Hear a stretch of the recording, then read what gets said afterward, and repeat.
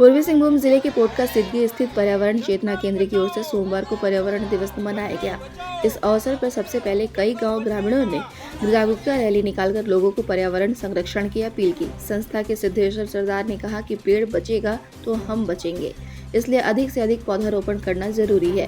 Carbon gas उत्सर्जन को कम करने के लिए प्लास्टिक का उपयोग बंद करना होगा। ज्यादातर महिलाएं चूल्हा जलाते समय प्लास्टिक जलाती हैं, जिससे कार्बन बढ़ता जा रहा है, इसलिए प्लास्टिक को ना जलाया जाना चाहिए। उन्होंने ज्यादा से ज्यादा पौधारोपण करने की अपील की और कहा कि सभी लोग मिलकर फलदार वृक्ष लगाएं ताकि भविष्य में इसका फायदा मिले।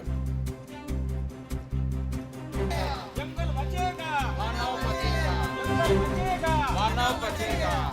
जमीन हमारा है, जंगल कटेगा।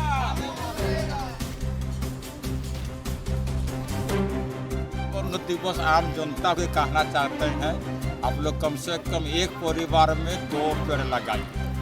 दूसरा बात, जो प्राकृतिक जंगल का बगल में जो हमारा लोग जो है, तो उस लोग जंगल को रक्षा करता है, ऑक्सीजन मिले, फल मिले, दवा मिले और 10 किलोमीटर रेशियो के पानी हो, खेती बढ़िया से हो।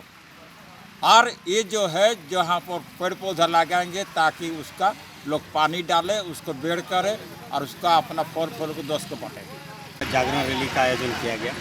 जो हमारा जो वायु प्रदूषित होते जा रहा है, सुखाड़ बढ़ रहा है, मिट्टी का क्षरण हो रहा है और दिनों पर दिन हमारा जंगल उजाड़ रहा है।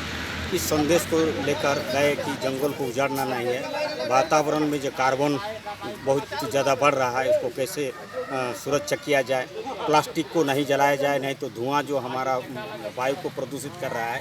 इन सारे चीज़ों को लेकर हम लोगों ने एक जागरण रैली निकाली और फिर इससे कार्बन को सुरक्षित रखने के लिए और फिर लोगों को फल देने के लिए हम लोगों ने आम पेड़ लगाए।